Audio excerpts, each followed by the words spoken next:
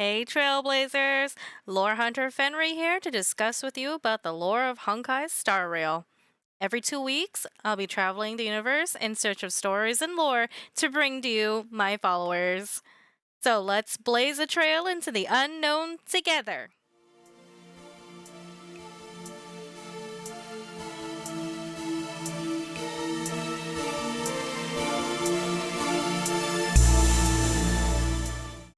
In this series, we'll be talking about the Aeons, their paths, and who their factions are.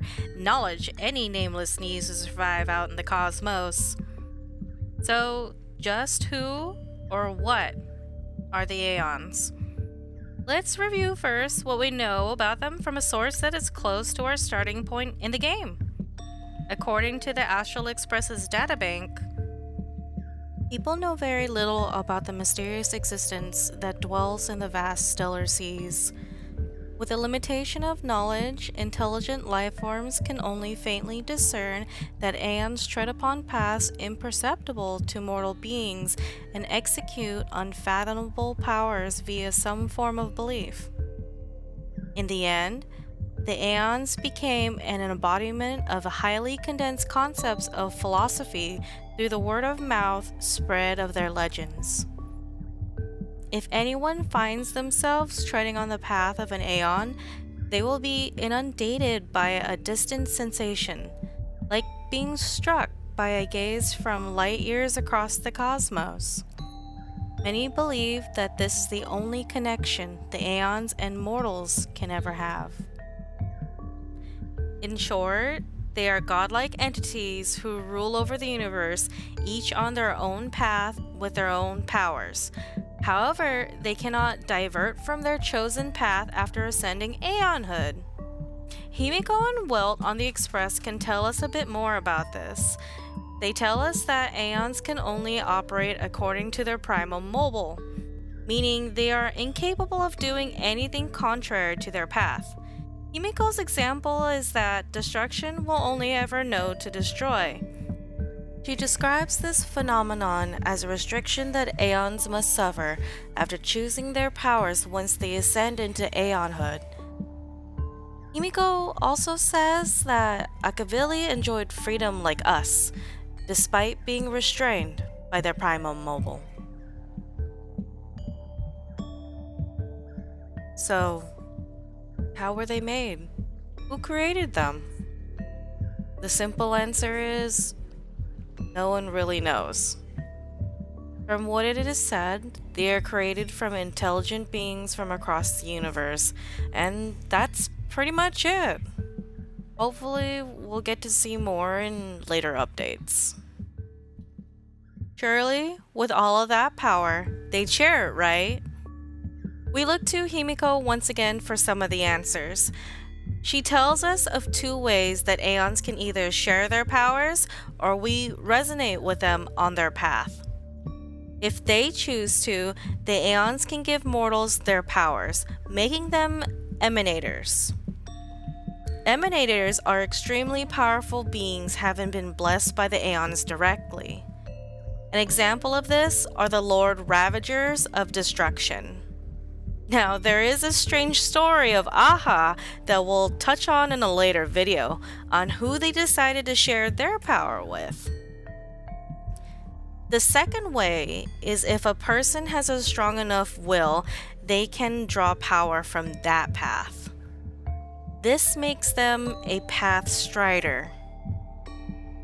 The question that many trailblazers are itching to learn is that if a person's will intersects with 2 or more paths, could they draw power from both?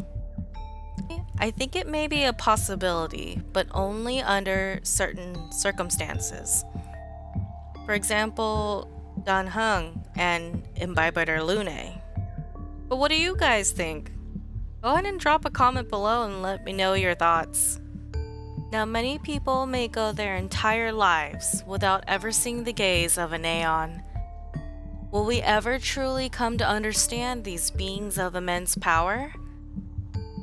Well, thanks to Herta and her team of geniuses, we may just be able to someday as we explore more of the simulated universe. So, just what are the names of the Aeons and how many of them are there? Currently, there are 18 known Aeons, and I'll list them here.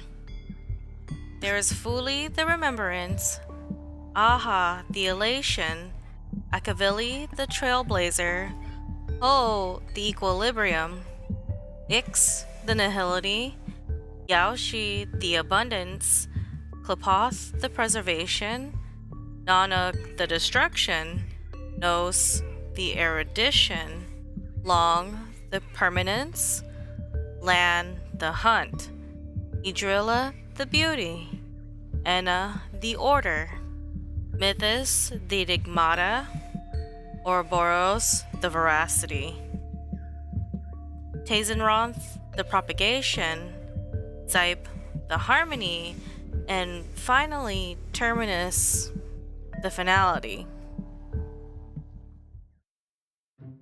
Oh my, that was a whole lot of names and probably some terrible pronunciations. It was a little difficult to find information on how to say them, so if you have any suggestions, please go ahead and leave a comment below. I'm always looking to improve my content, and pronunciations of some of these names might be a big thing for me. Anyway, back to our regularly scheduled recording. Okay, you might be saying to yourself, that's way too many Aeons and paths. Some of them are even similar to each other. Well, it was actually told to us by Kafka that Aeons, while extremely powerful, could be slain or assimilated into one path. Paths with overlapping concepts eventually collide, she said, and the broader path engulfs the narrower one. For example, Enna the Order was assimilated into Zype's the Harmony path because they were pretty similar. Herta describes this as survival of the fittest. However, there are examples of similar paths coexisting for different lengths of time, such as the preservation with the remembrance and the abundance with the propagation. Alright, so the last thing to touch base on would be, how can Aeons be killed exactly?